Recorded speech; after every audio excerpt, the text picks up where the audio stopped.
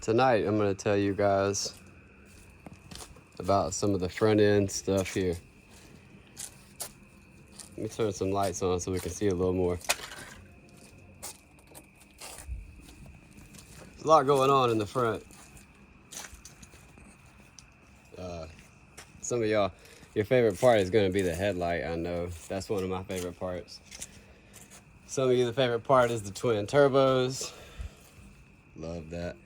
This glass up here, we'll get to that.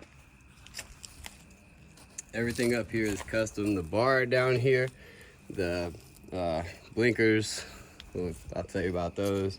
And of course, it's painted in the black 4. So, yeah. Got the headlights gutted, and you can see there's like glass beams in there. Turned out looking pretty dope. We got the clear timing cover. I made that with just some Lexan. Cut the timing cover, made it nice and neat. This manifold, I made that manifold out of pipe and flat bar and angle iron. So there's some 1-inch pipe inside there that's like angled towards the turbochargers, and this is small enough that I got a pretty high compression chamber there. Just used some exhaust tubing to make the downpipes back here so that they have like the correct shape. It was pre-bent and I just cut it. Got a tile blow-off valve. These are Mitsubishi T3 turbos. You can find those on a Caterpillar skid steer. Same as this. This is a door from a skid steer. That's why it has the bubble shape. That's also why it's tough enough to do what it's doing, because skid steer doors are polycarbonate. They have to be really strong.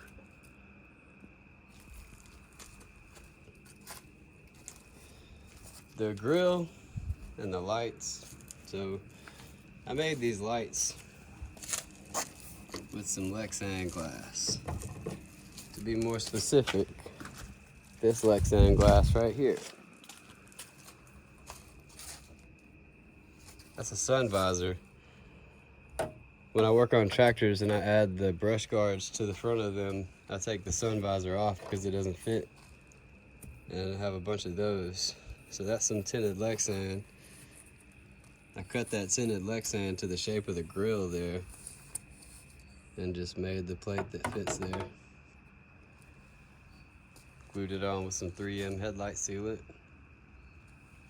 And that's how I got the headlights to where I don't have a cover on them. See, watch. If I pull that grill off, it's not a part of the headlight. Just snaps in. The 2 turbochargers make 12 pounds of boost. They have stainless steel oil lines. I bend all the tubing for the air lines, fuel, oil. It's all stainless steel. Bending tubing is not hard. If you try it, it's not that hard. I've done videos on how to do it.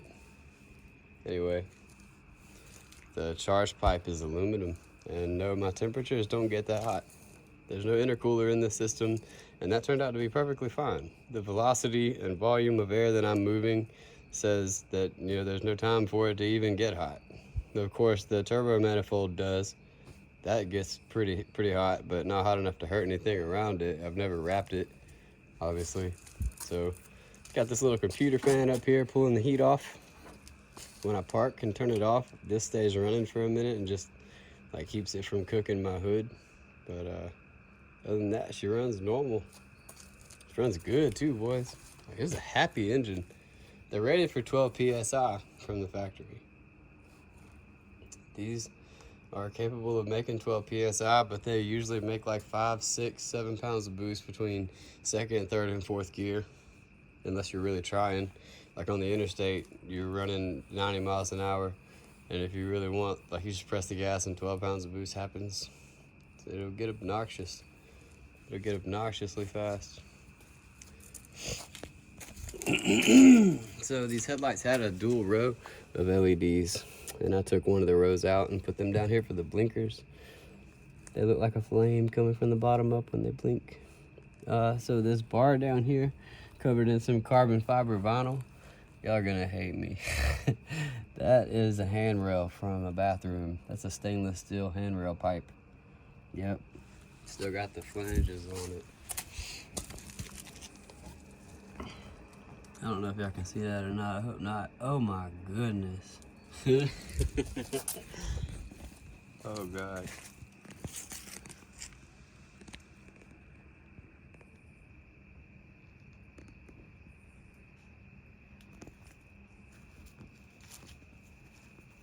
Sorry that black floor is kind of hard to see down there. You used to be able to see my truck a little better. Little toolbox up here. That's a Caterpillar oil filter. And it's got enough tools on it to work on like loose belts or loose pipes or anything that happens up here. I made my battery mount too. That's special. That's aluminum sandblasted, handmade. The way these turbos are getting tuned is by this Chinese fuel regulator. Got 120 PSI fuel pump back there. The Chinese $30 120 PSI fuel pump. And that is pushing enough fuel up here that I can regulate it and go over the stock pressure and push more fuel to my stock injectors than I'm supposed to, so that I am giving it enough fuel past the stock injectors. It's like breaking the law. I'm breaking all the rules here, but I tried it and it worked. So you can do that. Yeah, if you want to turbocharge your truck, you don't have to change the injectors. You get a high pressure fuel pump and a regulator.